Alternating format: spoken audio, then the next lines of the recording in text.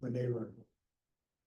We would have to, one mission so we could see site items. That will be sent out next time is it down, that's what we're for. So he's walking up on the old, guys, that's also what this is. You know, missions that I start to.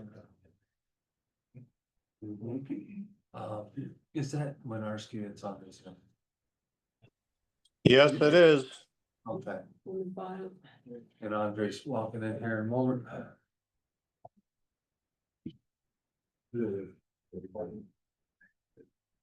Well. Oh. Andre, how are you? Good. Call the finance committee to order. If Karen, would you like to take a roll call, please? Sure. Mr. Bale. Here. Mr. Copeland. Here. Mr. Drexel. Here. Mr. Horton. Here. Mrs. Showerman. Here. Mr. Scatella. Here. Mr. Winarski. Here. I thought we were gonna have a quiet agenda today, and I was very much wrong. All right, let's start off with 2025 general fund budget supplemental appropriation. For donation of a 2008 65-foot mobile communications trailer and a 2011 Ford F1 or F550 from NWPA Emergency Response Group. I think we have a gentleman from Public Safety on Zoom today. Yep, Brian Maceris here. Want to fill us in on some information about what we have there? So this communications trailer is set up with radio equipment for our 4-county region task force, which is Erie, Crawford, Warren, and Forest counties, and that also obviously includes the city of Erie as well. We've had this trailer around since 2008, 2009, and currently our task force is putting $68,000 into updating the equipment since its inception. Three of the 4 counties have changed radio systems, so they're putting in all the new radio equipment for all 4 of the counties, so we're up to date on that. And then at that time, that F550 was purchased to pull that trailer, because none of the vehicles that we have at Public Safety are heavy enough for that trailer, because it is quite heavy. Ulterior motives with that trailer will allow us to pull anything, or that truck will allow us to pull anything that we have if we get anything bigger in the future. So that's a plus for that. The truck has been maintained over the last 6 or 7 years by Mill Creek Township. There's no unexpected costs that we know of outside of normal oil changes and PA state inspections.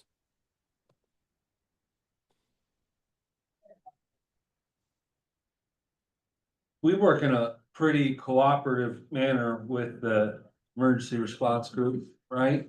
We are. I'm actually the chairperson of it. Why do they wanna not have ownership or control? Like what's are they replacing it or? No, the task force doesn't control any equipment at all. Task force is just a pass through for the state for Homeland Security funding. So when we purchase equipment through the task force, yes, it comes through the task force, but it ends up at a county agency or municipal agency. So over the years, this cow was maintained at Venango County for a while. They left our task force region to go to Region 13. That's the task force region to the south of us. At that time, Mill Creek Township took ownership of it. And over the last couple years, we actually used the cow more than anybody else did, because we had it sitting out at a Northeast Marina when we were having the Ripley Tower site built for our radio system to supply communications to the Northeast area. So after that had happened, we figured it would be a good thing for us to take possession of it through that and maintain it here. But like I said, Mobilecom currently is putting all 4 counties' radio systems in it.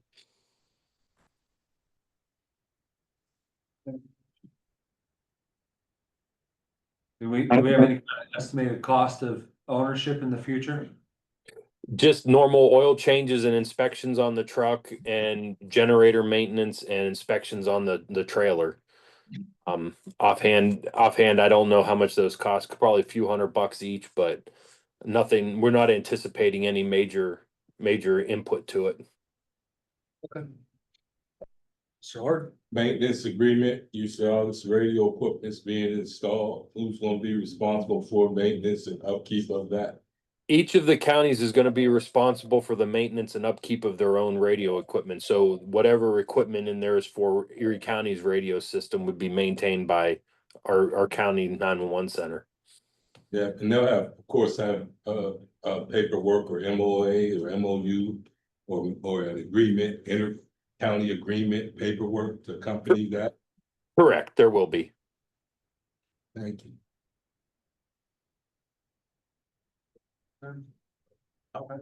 moving forward with that. All right, number two, 2025 capital projects fund budget supplemental appropriation, $943,817, creation of a new line item for renovations at Glasgow Children's Department for multi-purpose community facility grant. So this is the grant that we applied for in partnership with the foundation. It's slightly unusual because the grant was originally applied for and submitted by the foundation, as many of our grants are, either with the foundation or the Friends. At the end of last year, the foundation went through a bit of a reorganization where they reduced the number of paid staff that they had. And they did not feel as though they had the bandwidth to manage the admin portion of the project that they originally thought they would be able to do. So I worked with the state organization responsible for the funds to do a clean transfer from the foundation to Erie County as the recipient of the grant. That paperwork was submitted, that's been approved. We have submitted everything we need on their side. And now we are asking to create the capital account, the capital project account to be able to spend that money on the upcoming renovation. And so this is just as a reminder, this grant requires no match. So it is reimbursable. The reimbursement turnaround time is between 30 and 60 days.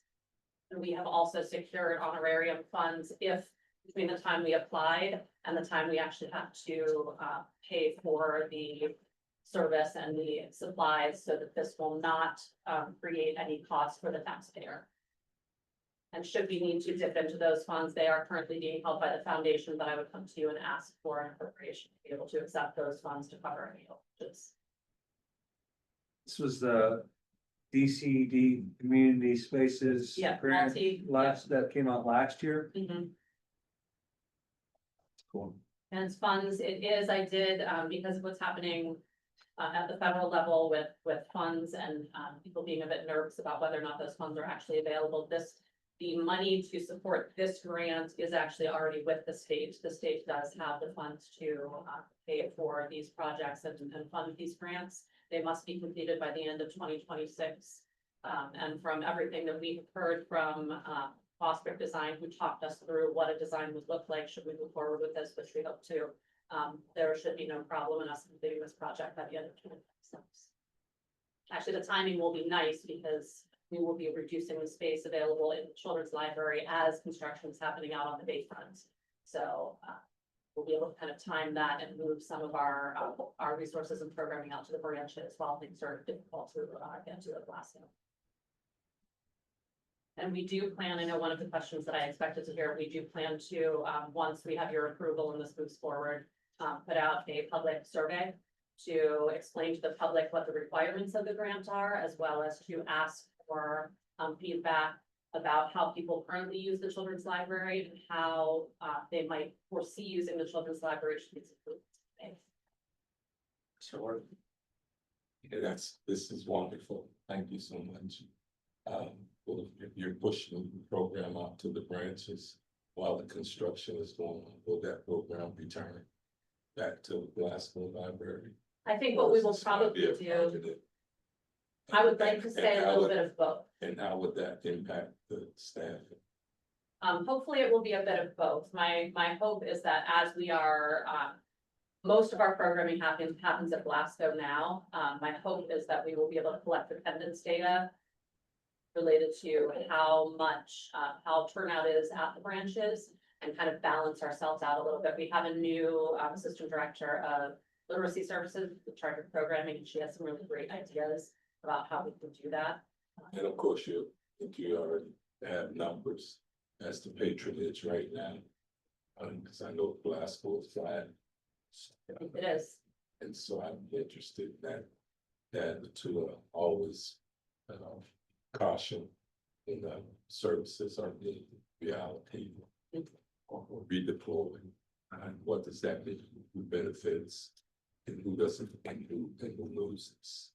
Well, and some of the conversations we've had with some of our partners around town, especially within the city of Erie, are to, as we are thinking about the redesign of the children's library, to create spaces where we're able to host more partner programs, so that some of the nonprofits and other organizations in the city that do great work, but don't have a space like ours that's set up for such things, we will be able to invite more of that in, including hopefully creating a space for some cooking classes that we can partner with, like the Sisters of St. Joseph's Network and other things like that, be freely available.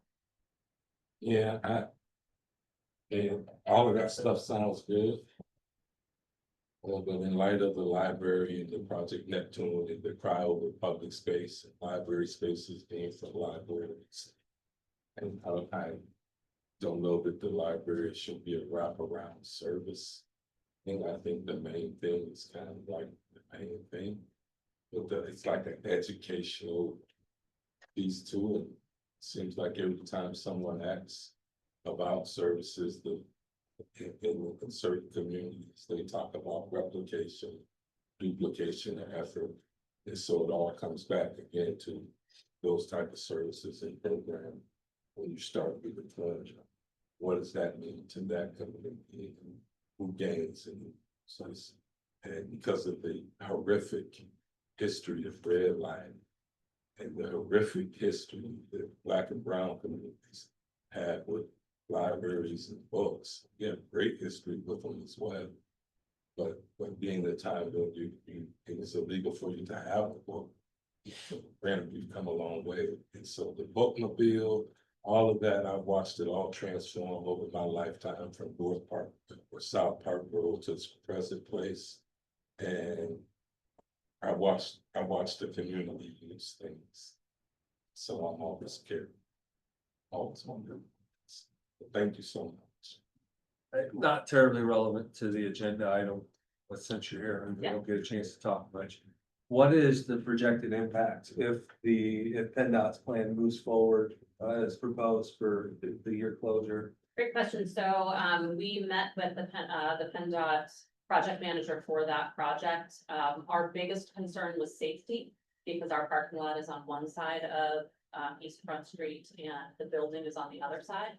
And so we have worked with them. Their plan currently includes having, adding speed bumps and pedestrian crossings, as well as paving the road in front of the building and making the crosswalks more clear. We intend to reduce the amount of programming during the first few weeks of that change, should that proposal go through, while people get used to the traffic patterns and hopefully realize that driving across East Front Street is not the most efficient way to get from one side of the city to the other. And so we're included in a lot of their conversations about what will happen. I expect that we'll see a drop in attendance at the library while people get used to that, but we haven't seen much of a dip. Will access still be available from Holland? Access will be available from Holland, and access will be available from Sassafras across East Front Street. So from the convention center roundabout, which from what I understand is part of the plan, is for that roundabout to be completed. Those local traffic people They can can come down from the either road. side, yeah. And I've actually been driving that road just to see what it's like. I did the other day too. Just because I wanted to know, I didn't even realize it was completely finished, just to see what it was like, and as long as the public who have to be commuters make the choice to take the appropriate detours, after a couple weeks, I expect it'll settle. But we're talking through, as many contingencies as we can, just to be able to be responsive, and if it gets to the point where we have to, shift staff and services to other locations, we'll do that temporarily. Well, I'm excited about that. I can't wait to see what that does to the lower and west Bayfront traffic. I can't wait to see what that does to 6th Street traffic. Yep. It's already an issue. Could be. Thanks, Ben. Thank you. Yeah. Anything else? No, thank you very much. Thank you for your time. All right, moving on. Approving the agreement between the County of Erie and Phoenix Graphics Incorporated. I don't think anybody needs to talk about that, right? Just takes it. What do you got first, Karen? I don't know if Megan's ready on her end. And Mary ready or did you take public comment or anything? I neglected to, I was planning on actually taking public comment at the end of the meeting since I neglected to. Okay, Actually, in the future, I want to make sure we put public comment on the agenda so that we don't miss it. Sure. okay. Okay, well, as you know, our election went very smoothly in the primary this year. And we're really pleased with our new vendor. And that is Phoenix Graphics. We had a really nice ability to track the ballots and see when they were leaving Phoenix Graphics, when they were delivered. We also had the barcode on the return ballot, so we know when people put their return, the declaration envelope and their ballot in the mail, we can track that back to the county as well. That went very seamlessly. And there's just a nice service that they were able to provide that we had expected with the previous vendor, but we did not receive that service. So here we are at Phoenix. I had the opportunity to go to Phoenix in Rochester. I was there for other reasons and decided to stop in and check them out. So wanted to give you guys a little virtual tour. I don't know, we're seeing like the whole PowerPoint there. Megan, can we start with this first slide? She can make it full screen.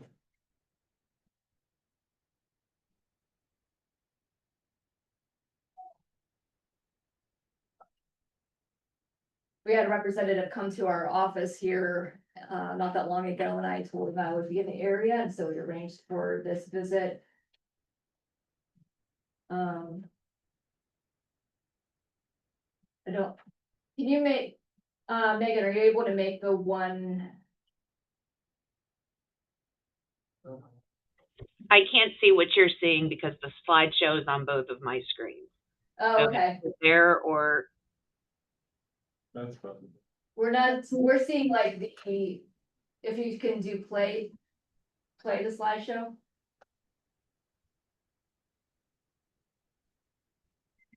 are you seeing it now? Not exactly. I'm gonna run over there real quick. and- Sure. Oh.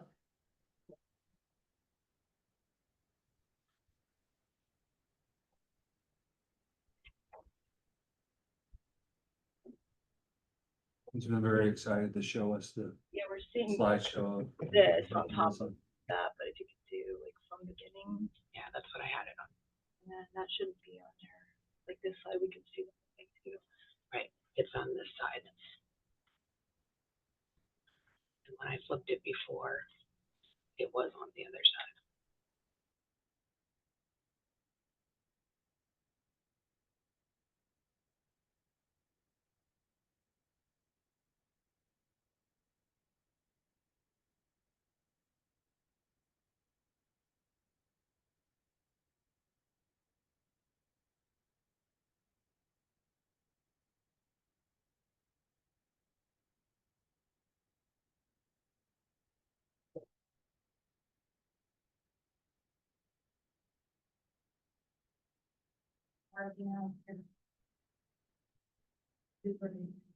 Thank you, Megan. I know, I couldn't help myself. It was very exciting. I think you guys will be excited too when you see what they have there. It's a 40,000 square foot facility. And if you go onto their website, phoenixelectionprinting.com, there's a little video clip there too, and you'll get to see the machines in operation. They were just getting ready to start the New York primaries when I was there, so the equipment wasn't running for the election material, so everything is stationary when I'm walking through for the most part. Okay, next slide. This is the first room that you enter after you get through the offices and before you get into the three large parts of the facility. And this is where they do the printing of the envelopes. So this is where they make all of our envelopes, and they do about 25,000 per day on that unit. one thing to keep in mind, as we go through here is the ability they have for redundancy, that all of the large equipment that you're going to see, there's not just one of them, that there's two of them. So they have a large capacity for, big projects, and if any equipment were to go down, that they're not going to go down themselves. Go ahead, next slide. And I thought these were gonna look bigger, but you'll be able to see it later on your screen at home. So these machines here are for some smaller jobs. So for jobs for about 1,000 ballots or so, they can run short jobs through this, and there are two of these machines as well. You can see that their ballots are actually on rolls of paper. They're not just 17 inches pieces of paper that are run through a printing machine, but they're on print rolls. And these rolls hold about 35,000 to 45,000 ballots per roll. They can process one of these rolls in less than an hour. Okay, go ahead. And this is just showing some of that redundancy. This is two of the same equipment. Go ahead. And a picture of some of the rolls that they're getting ready to put into use. Now, this. I'm not that fast. This machine is where we're gonna put the rolls in, and they're going to go through the system. Next slide. And after it prints the one side, it's actually going to turn and twist that paper, and that's how it's going to print on the other side. These rollers here are actually coolers, and if you can imagine, this machine processes about 500 feet per minute. It's going very fast. It's going to create a lot of heat and friction. So we're gonna need to have some cooling areas. There's gonna be some ionizers, there's humidity stations. There's a lot of things also in process to make sure that this goes on. It doesn't get stopped because of the static or the dry air. Okay, go ahead. So just showing that running through, and there are two of these are very large units. It's hard to get a real perspective. This is a very large door here. Go ahead. This is showing some of the humidity that they're injecting into the room. There's a security camera there too, but they're very high up. There are multiple places where they're gonna be injecting humidity. These are bins here for the ink. They're the 55-gallon drums. In the four colors. So go ahead.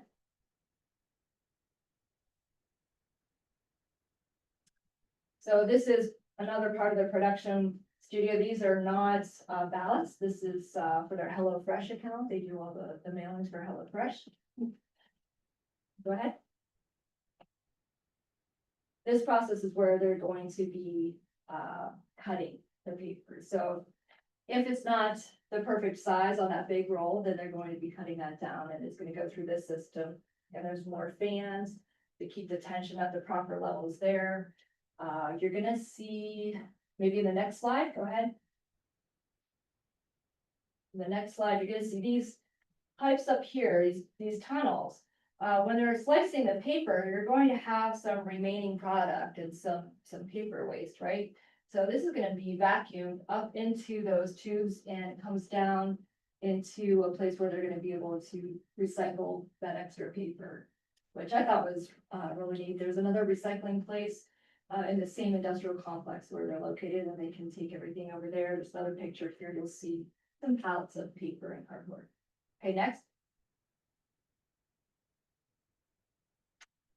This is where we're going to do the conveyor belt system to shrink wrap our ballots. And they get taken over to the cardboard place, which they customize our cardboard boxes so that the ballots fit in there perfectly. And the reason that is important is because we don't want the ballots to be shaking around and moving, because they could get damaged on the corners. And when that happens, we can't scan them into the machines at the polls, and then we have to recreate them later at the office. So this is gonna eliminate that problem. Actually, Jim Cherpak has worked with Phoenix to decide what size boxes they want, because they're also considering the weight involved in the boxes, so that when the poll workers at the polls can bend down and pick those papers up, they don't want it to be too heavy. So we've worked with Phoenix on getting just the right size and only holding so many ballots per box for weight requirements. Okay, next. This system is amazing. This is where everything comes together. And the computers are going to pull out a person's voting record. They'll know which ballot is theirs. They're going to know the address, which precinct. Everything has to correspond. So there are 8 cameras throughout this system. And I'm going to show you on your ballot how this differs from what we've had before. You're going to be able to see all of the codes that the 2D coding that they put on there to synchronize the ballot, the declaration envelope, and the outside envelope. So you're matching the voter with the precinct and their outside envelope, so there are no mistakes. The voter can't get somebody else's ballot. It's just not going to be possible. After it's going through the system, if there is one of those items that doesn't match for whatever reason, it has a place for it to be diverted. And then the record of that person's, their voter correspondence is going to show that it needs to be done again. So this one would be terminated and another process would be in place for that voter. So that there's a couple of places where those would be diverted. And then at the end, again, there's another camera to show that all of them are syncing together in one place. And I'll be able to show you that on our envelopes. It's pretty neat. Okay, next. Again, here's the stamping place at the end. They're stamping that barcode on the outside. Another diversion place right there. Next. Like everything else of those units, there are 2 stations for that process. So it's kind of like a very large square. We have one at a 90-degree angle, and then just opposite that, there's another one at a 90-degree angle. These are other rolls of paper. They have another warehouse that also stores the rolls of paper. One thing that they emphasized was that some places can go out of business because they run out of paper, and I guess in 2020, that was one of the concerns. But to be assured that they always have a good inventory of those paper rolls. This is an area where the recycling comes through the chute. They're ready to count those and send them over to the recycling unit. Next. That was it. Was it. So let me show you the envelope so you can be just as excited as I am. Sure you are already. Right? Yes. You'll seem very excited. So previously, this is the envelope that we would have. It's just a regular envelope with no windows on it. What we have now is an envelope with several windows here and on the back. We had one that was returned that was not deliverable. I'm using that as an example here. The outside envelope has a code on it. You can see the ballot on the inside of the window. And then on the other side, you can see the envelope that's being returned to the county. So at the end of that process, these codes have to sync up in their system. So just so you guys can see, this is quick accountability so that everybody is assured to get the right ballot. That's the privacy envelope that's viewable through the window.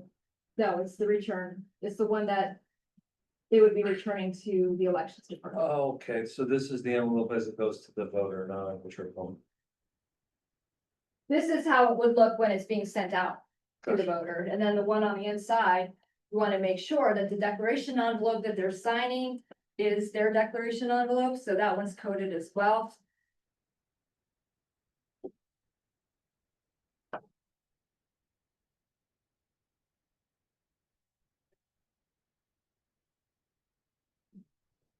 Phoenix has been very nice to work with, easy to communicate with. Obviously, there could be an error at any time with any company that any county can go with. But I feel confident that they have the capabilities. They work with over 75% of the elections in New York State and 19 counties in Pennsylvania, including Allegheny County and Philadelphia County. So we've had good communication. I feel good that if any issues did come up, that we would be able to work with them on some resolution. Okay, yeah. Kind of cool to see the process. Yeah. Okay, so we'll move forward with that. And then also number 4, approval of the tentative lease agreement with the Masonic Temple Association for space located at 24 West 8th Street, in Pennsylvania. Just want to speak to that as well. Karen? Sure. So, now that we've hired our director for the HRC, we're looking for an office space and we have located one. And that's very close to the courthouse, about 2 blocks away on West 8th Street. The price is very good. It's a little under 1,400 per month. And that gives us enough space for a lobby, at least one conference room and office space for a director and, investigators. So that lease has been forwarded to the administration and it's waiting for the signature. Right, Okay. what floor is that? This is a ground floor. This is street level. It's right on West 8th Street. It's about 2 doors down from Barista Cafe in that area. So very accessible to people downtown, accessible to the courthouse. And, they are gonna be modifying the sidewalk area there to make it even more easily accessible for people who may need better access. I believe it's a 4-year lease. For myself, I'm really excited about the location, very familiar with it. Glad to see ground level access. I think it's a big thing for visibility. And it's a phenomenal price for them. I was not aware that you could get this kind of office real estate for that kind of price. It's very reasonable. Well, apparently you can get beachfront property for the same, $7 a square foot. This is some comparison in my mind about those 2 leases. It's a nice call. I mean, our budget item for this lease, I think, was 22.5 off the top of my head, somewhere right around there, and this is what, 17.8, something like that, so it's coming well below what was budgeted and this is savings. If you look at comparable properties and access, easy access for people as well. Nighttime access as far as when we have our meetings or if there are mediations or things that need to take place in the evenings. That we wouldn't have to go through the front door issues for people as well. Parking. Good parking. Yeah. So there's no other comments, keep going with that. Approval of personal service contractor under section 601A3 of the real estate tax law. I guess that's Mr. Joseph, okay. Yeah. Under the real estate tax sale law, the tax claim bureau has an obligation to provide certain notices to taxpayers for home and property. We have to do mail notice, we have to do posting, we have to do publication. In addition to that, if it's owner occupied property, we also have to provide personal service. The bureau has been using Palmetto postings for that service for a number of years. I think Jen had looked, found it's been going on at least since 2016. I thought it actually was a little bit earlier than that itself. I've been conducting the annual upset sale on behalf of the county since 2003. And if you read the resolution, you'll see that for personal service, it's to be done by the sheriff or a deputy or somebody deputized by the sheriff, or by county commissioner, or by the county commissioners appointing somebody by resolution. So for a number of years since I've been doing the sale, the sheriff's office has never done this service. We used to have people from the county, generally the assessment office, who would volunteer for overtime. They would do it. Ultimately, we started losing people to do that. We looked for a company. Palmetto Postings is one of the companies, one of the few companies, I should say, that actually does this. They're currently existing in providing these same types of services in about 24 counties in Pennsylvania. They also do postings in several other states.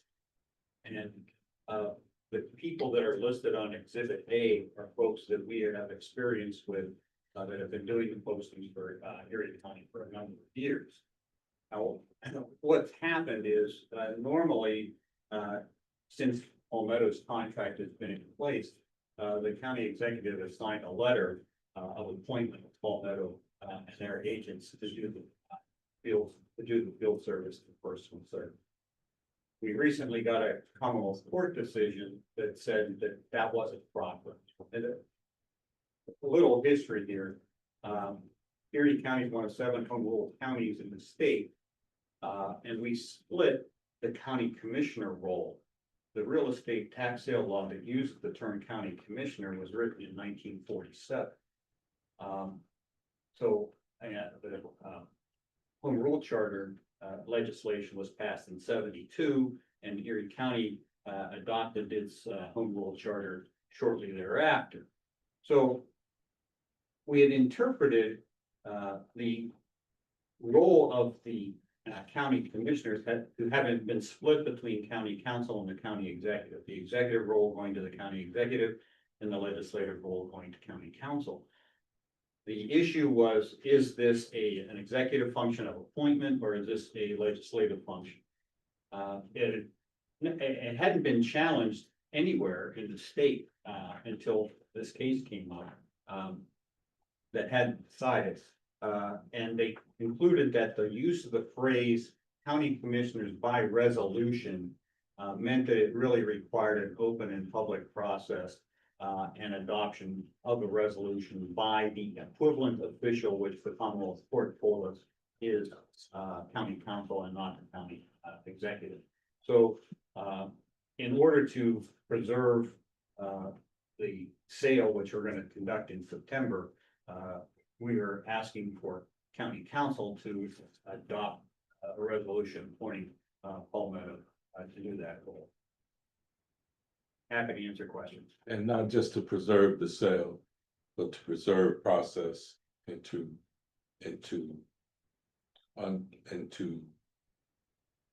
unequivocally assert that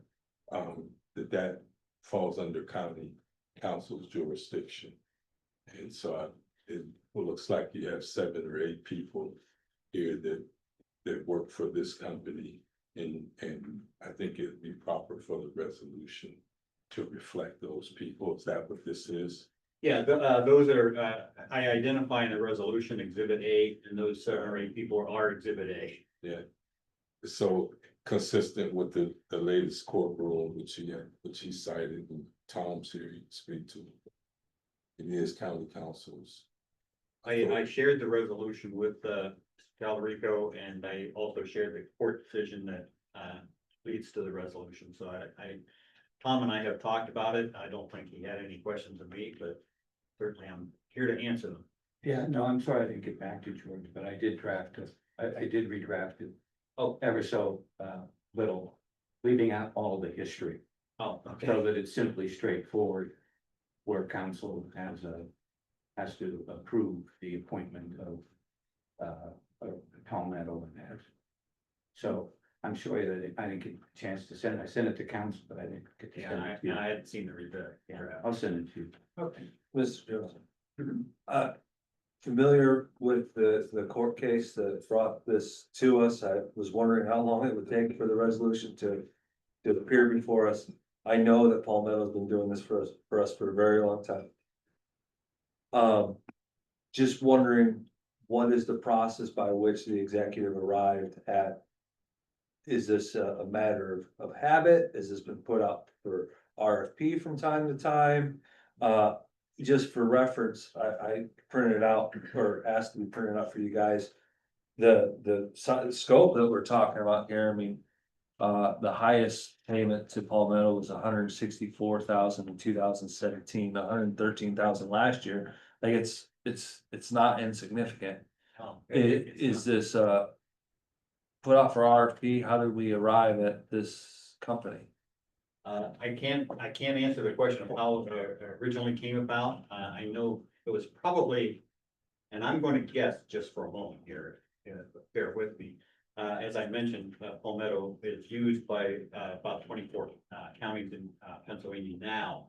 I suspect that that was part of, process that was discussed at the, County Tax Claim Bureau Association, as an alternative. As I mentioned, we did have, county employees doing it at overtime. I think, Jen has done some, analysis of what it would take if the sheriff's department would, take over that role. And it's much more expensive, to pay the sheriff's office and particularly for the overtime, to do it than to have Palmetto. Our contract with Palmetto, I think is, you say $22.50 per posting. So, $22. it's actually probably a third of what it would cost to do it otherwise. We do still offer it to the assessors every year for their contract because they are under the ASME union. They have turned it down every year. I do get that in writing.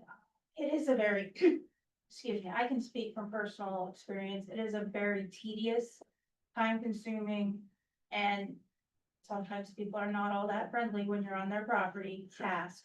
And the assessors are not interested in doing that at this point. I did have a conversation with Sheriff Campanelli. He told me that personal service alone would be about $80 per parcel to do. So at $22.50, this is considerably cheaper. We do get a field report for every time that a poster goes out that shows a picture of the property, shows the time that they were there, their GPS located. Their company is tracking them for their safety. They are considering other steps as well for their own. But they give us documentation that we do not have capabilities of doing right now using county employees as far as the assessors, because they were going out using a digital camera and taking the picture, and it doesn't have the GPS locations that this company does. This contract was put in place before I took over this department. It does run through the end of this year. I have not found another company yet that does this. I've only been to one tax claim association conference. We are having one here this year as well. But this is the only company that I have found that does this at this point. But they are very efficient in doing it. They will post the entire county in a week, less than a week's time. Whereas when the assessors were going out and doing it, we start by handing them the postings. They have to map everything out. It would take 2 to 3 months at least for them to get the entire county done. Yeah, and like I'm not against this in any way, like, I don't, I just. Now that we're being asked to approve it, I'm just wondering why, like, the only information we've really been given is 8 employees and the color of their car. And like, I'm just not understanding, you know, why we didn't have a little more information and exhibits in terms of cost and, you know. I just get copies of the contract that we have. Yeah, and like, do we have waiver and bid requirements for this contract every year, or? This contract is, like I said, has been in place since 2022 that we're currently under. I do not know if that went into effect back then. I was not in this department. I'm sorry. Yeah, it's new, but it just causes me a lot of questions. But Mr. Horton, you had your hand? Yeah, I just noted that the costs have declined steadily for most of the years. And so I don't think that it's last year's cost of $113,000 be this year. I don't see where that's exhaustive costs and large costs for that type of service. I would just note that we when this contract was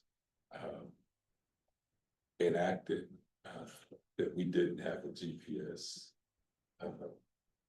department, I guess, or guy.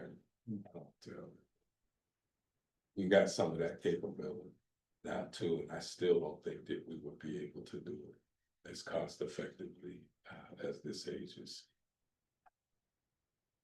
GIS would probably speed up the process for us, but yeah, cost would still probably be prohibitive.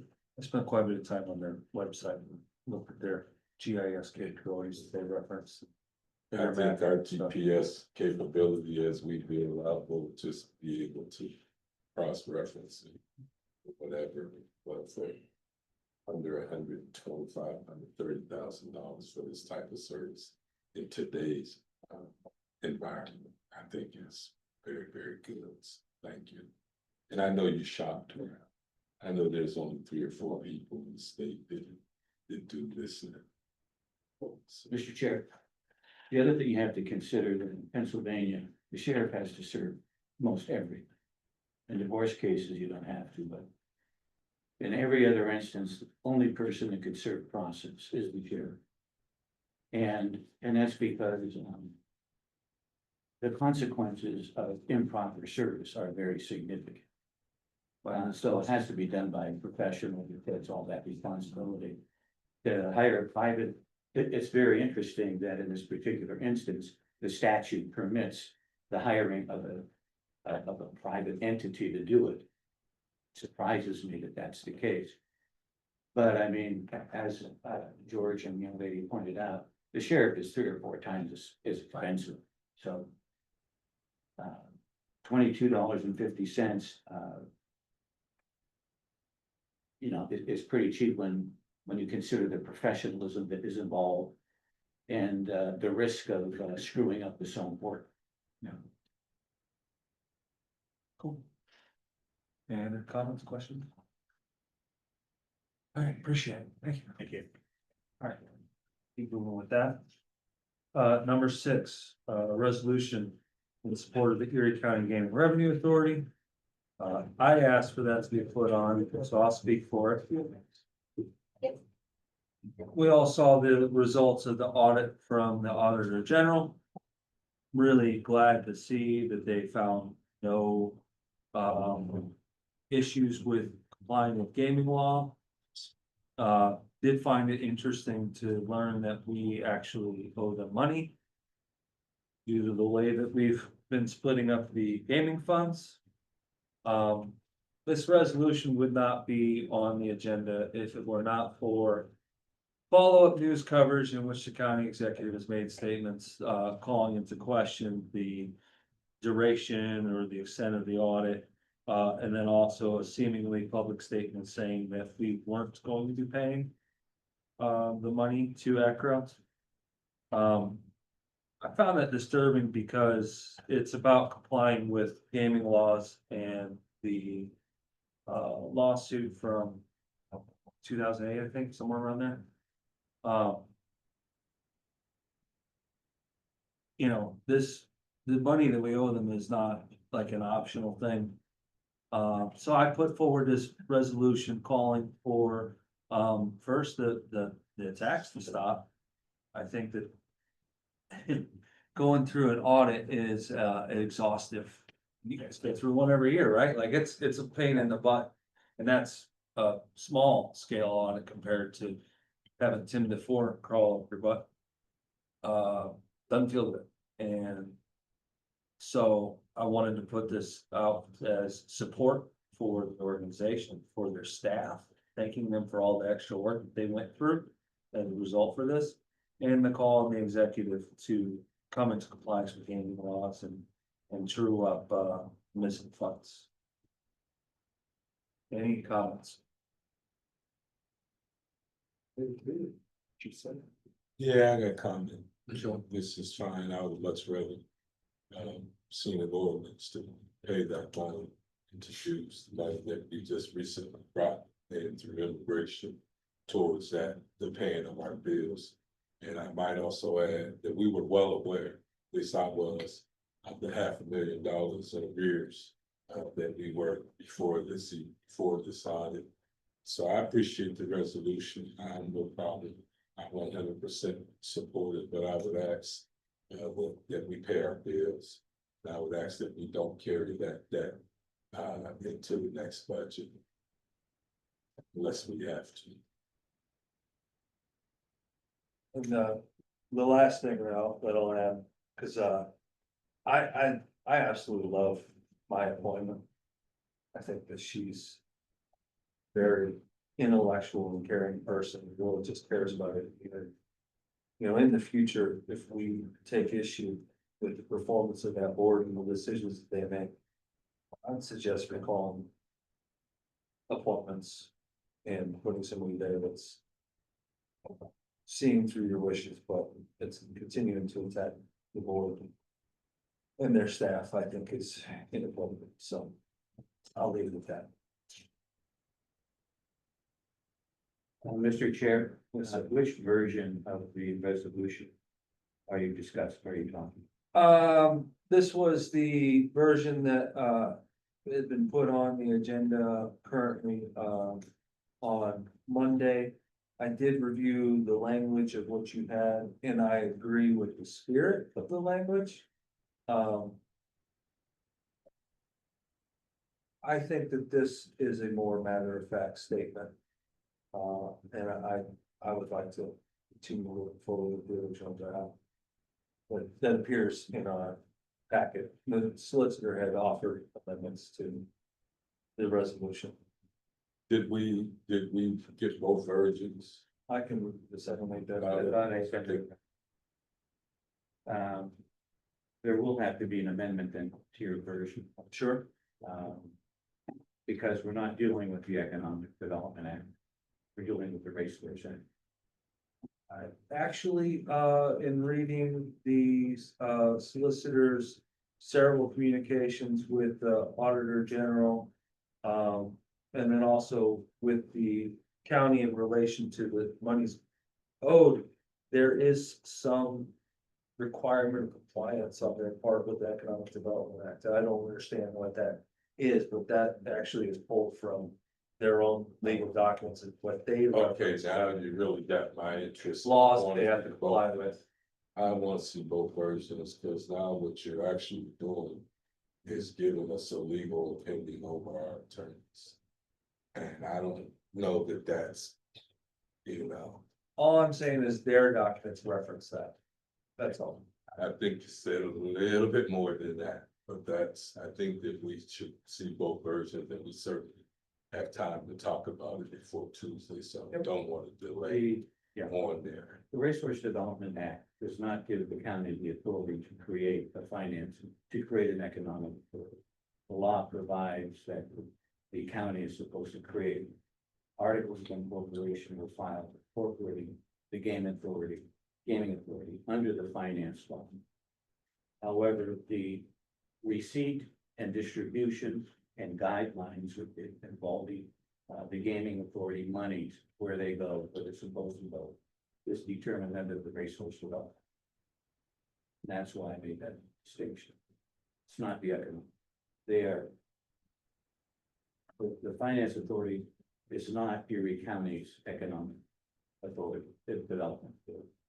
It's just another authority like the housing authority or.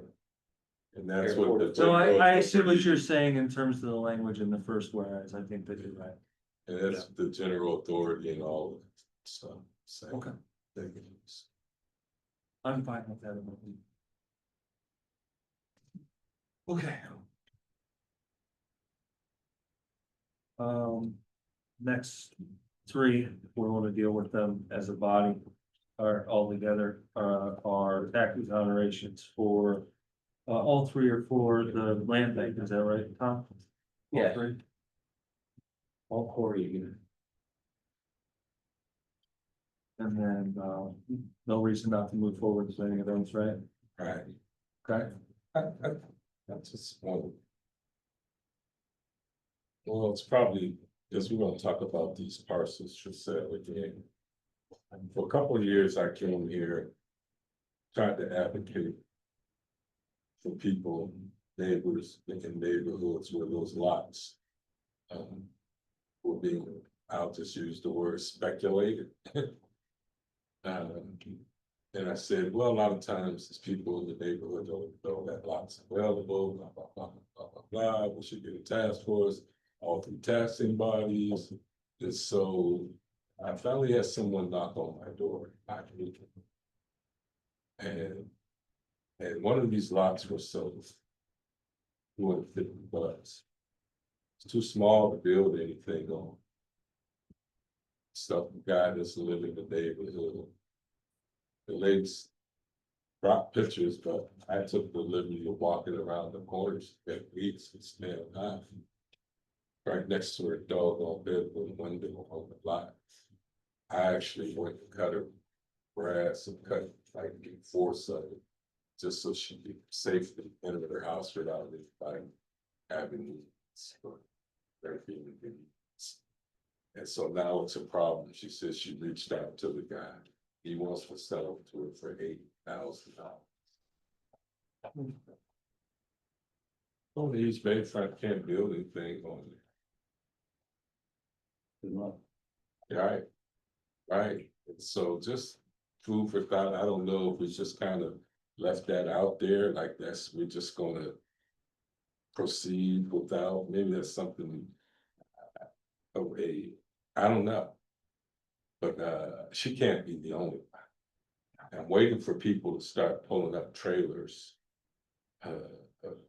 Shipping containers on people's, right next to people's houses, but I just want, I don't solution, but I thought I'd put that out there.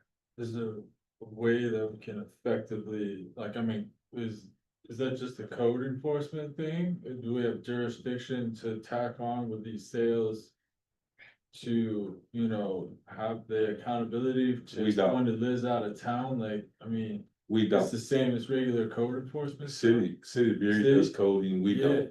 Yeah, So they would come out and say, hey, you don't cut your grass higher than 10 inches. or what, They what got happens garbage or to, junk. And what happens to, it's like, how much? it's the same issue that we had while we paid $30 million in housing assistance.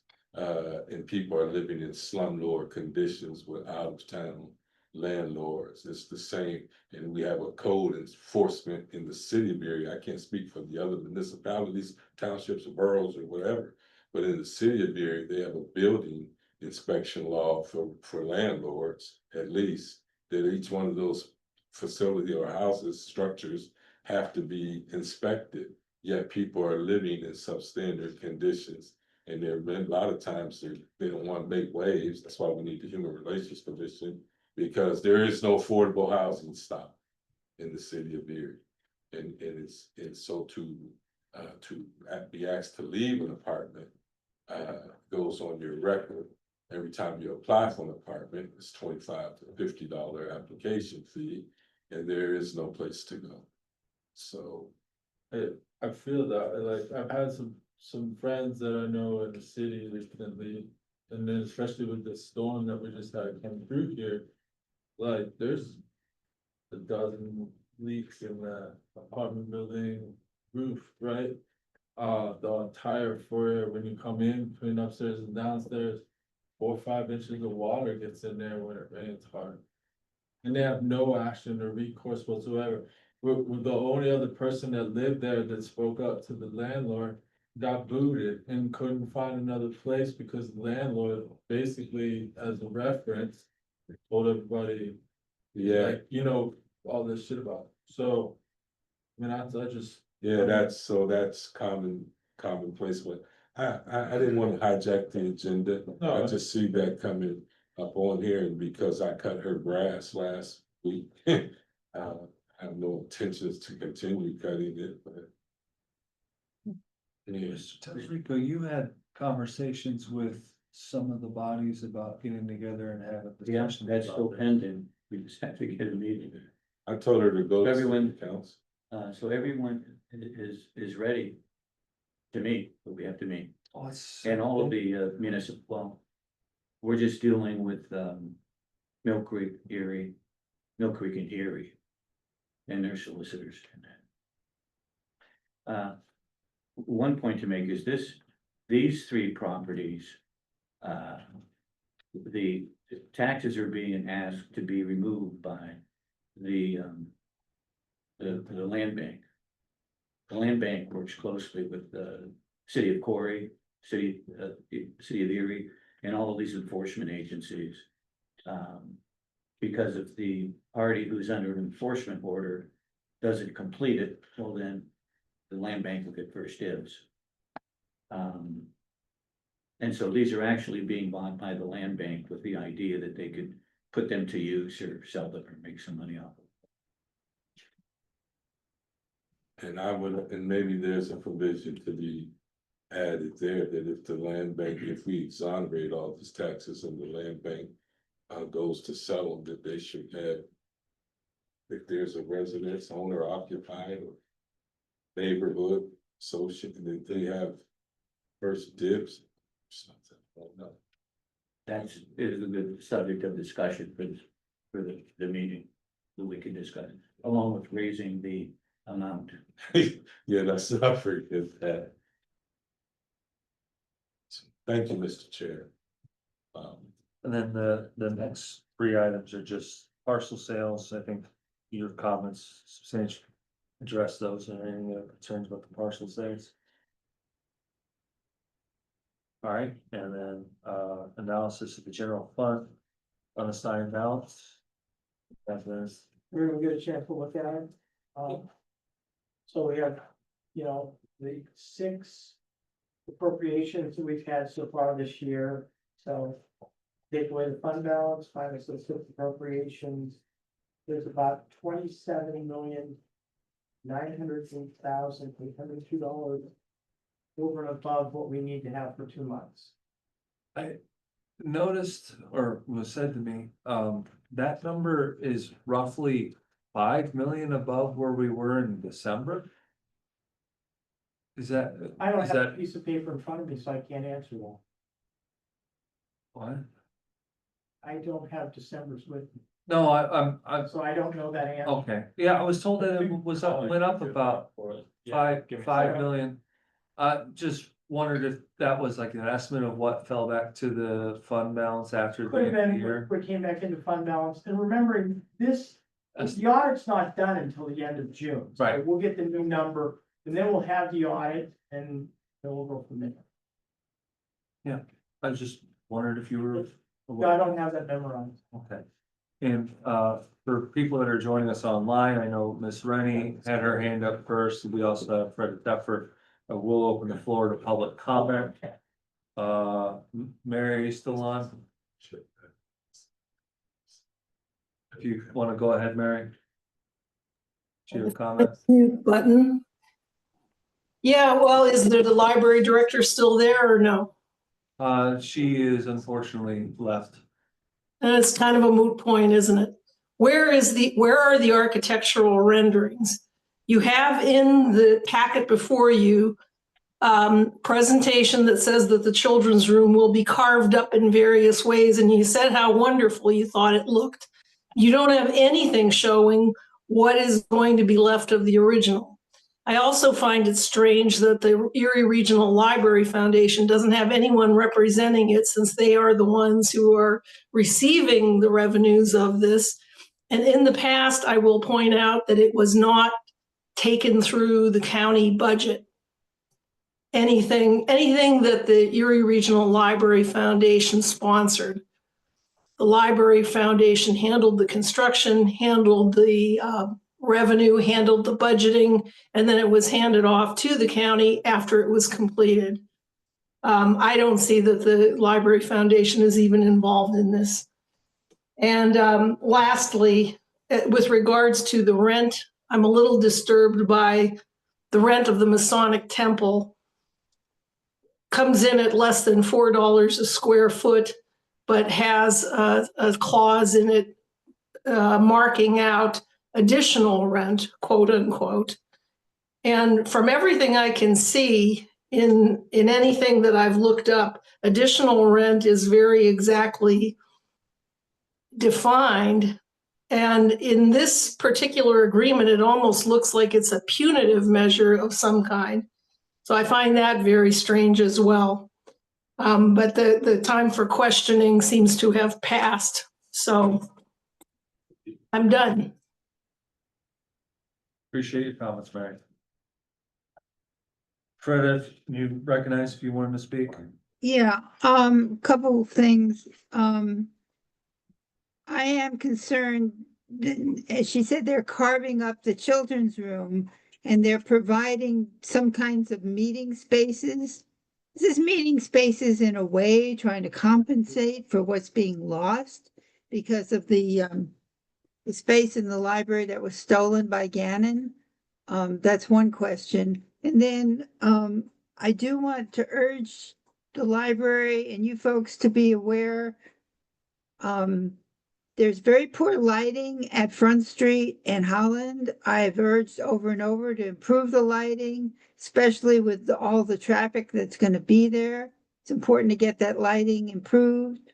I did talk to somebody from PennDOT. They said there will be a continuous curb cut from the west to the east side of Front Street at Holland, but right now there is not a curb ramp for people to get from the library over to the east side of Holland. With all the, I know some of these don't, these are just things you might want to be aware of. And I've also advocated for, always stops at Second and Holland and Front and Holland because of all the increased traffic. We're losing an APS crossing at Holland at State and Front Street.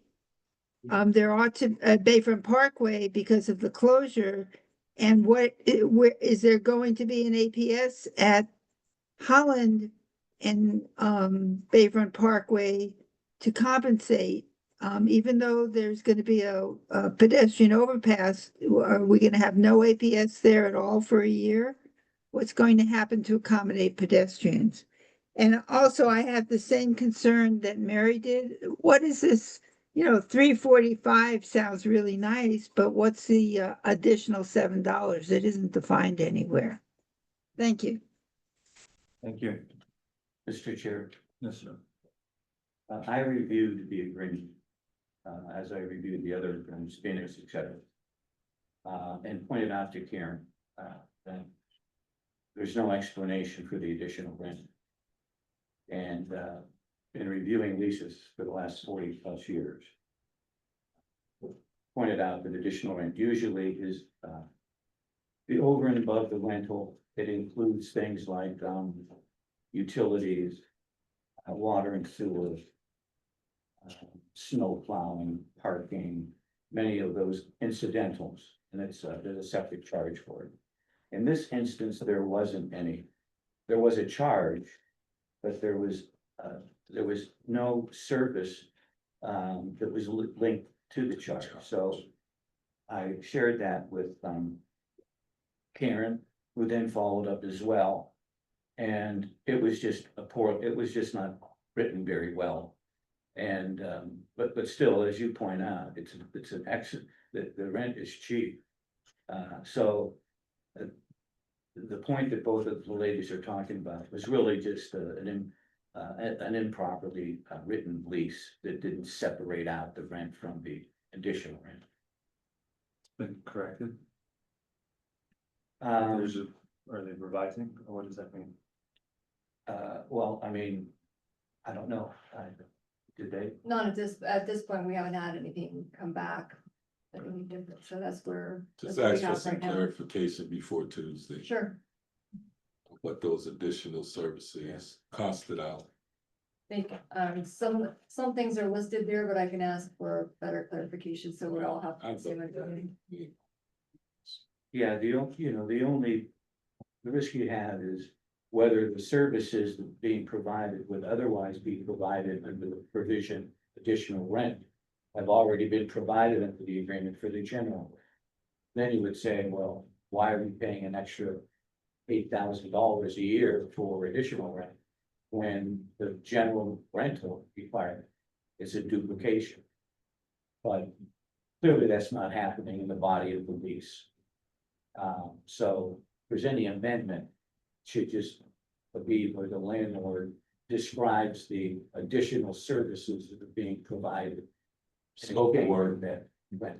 Yeah, scope of work, and then that under $10,000 a year in this environment. We're on a shoestring budget with that department anyway, so I'm excited to go. Do we have any, I hope not, but do we have any reason for to discuss legal issues? Accept the motion to adjourn? Mr. Chair, Yes. I just have one Yes, quick question please. for the administration. Sure. I was reviewing the budget transfers that came down, Paul. And I just wanted to seek some more clarity, just clarity. I saw it was a $28,000 transfer from the professional fees line item to telephone services that is already not on track to be over budget. So I just want to know what you guys are planning on doing. Send me an email back. What department, what line item? It was from the health department. It's $28,000 professional fees to the telephones. It's a transfer. And that line item is drastically underspent already. So and they're not on track to be overspent either. With the current projections, so we were wondering if like, if like purchase is coming down or there's some contract or something, just what the name and person just made. Okay. Anytime you wanna know those things, you can get a hold of them. Unless you wanna do the gotcha moment. That's not a good. I just was wondering. That's all. Okay, just one. Yeah. That's all I think. We done? Take a motion to adjourn. Moved. Thank you. Which is a good thing for John.